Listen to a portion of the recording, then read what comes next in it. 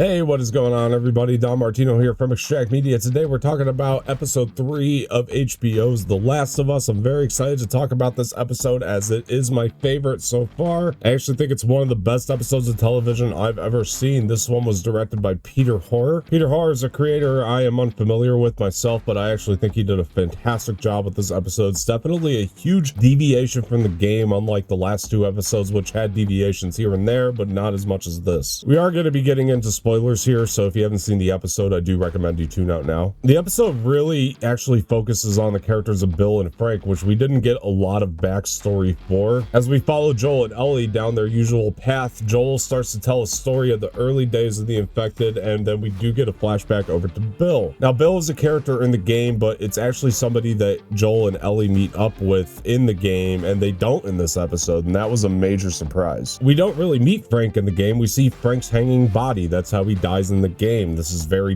different than what happens in the show. I love that the house that we see of Bill's is the house that we find Frank hanging in the game. That was a really interesting take as well. They used Frank and Bill as a conduit to show us the big timeline that happened throughout the days of the infected, and I really like that up until the point that we do meet Joel and Ellie. It shows you how 2 people cope with this pandemic that's going on. It's really interesting to watch. The love story here just ended up being beautiful. Nick Offerman and Murray Bartlett just both did a phenomenal job playing both Bill and Frank. I thought they did a rendition of these characters that I never thought I would see on the screen, and I really enjoyed that. And by the end, it'll almost have you in tears. I mean, this is one of the most beautiful episodes I've ever seen in television ever. It is fantastic, and this show just keeps getting better. At the end of the episode, Frank ends up getting sick with something. We don't really know. I like that they kept that kind of ambiguous to us. Bill decides he can't live without him, so he decides to kill himself along with Murray Bartlett's Frank, who asks Bill to basically crush up some pills, put it in his wine so he can die because he's tired of living with this illness, which leads us into Joel and Ellie's path. Now, one of the things that they left out here from the game big time was going through Bill's town, but they did put it in the beginning of the episode. Even though it wasn't the town that Bill lived in, we did see Ellie kind of play with that arcade game a little bit, which was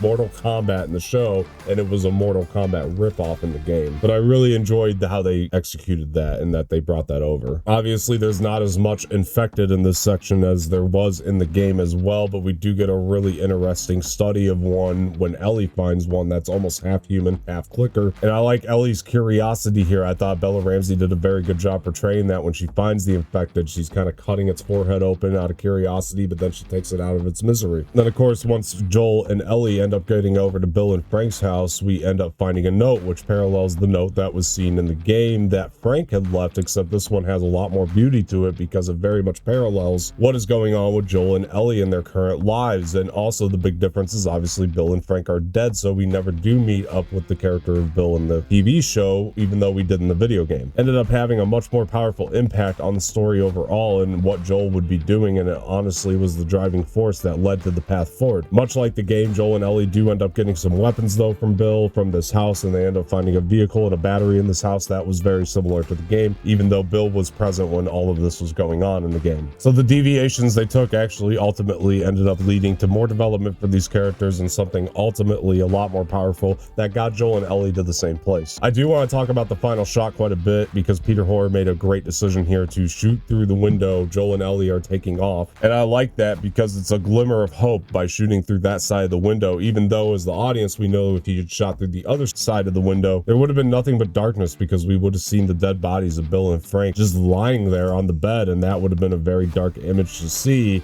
and we know it's there. I like that. I like that he doesn't have to show that for us to know that that darkness is there. Ultimately, it is a love story. It had to end on a happy ending, and I like the way that they did that by giving us that glimmer of hope of Joel and Ellie taking off in the vehicle, listening to Linda Ronstadt, which by the way was an excellent addition. I do like that. All right, guys, again, I think that this was a perfect episode of television. I want to know what you guys thought. Are you excited for the next episode? I think it's just been a painful wait for each of these episodes to come out, and I'm very, very stoked to see what's next. I cannot wait. Even though I ultimately know where the story's going, it's just so cool to see how they adapt it, and I'm loving every minute of it. Okay, I want to thank you guys for joining. Before I get out of here, please hit the like button below, subscribe to the channel, leave some feedback in the comment section, share this with your friends, and hit the bell for notifications. Once again, I'm Martino, and I will talk to you guys later.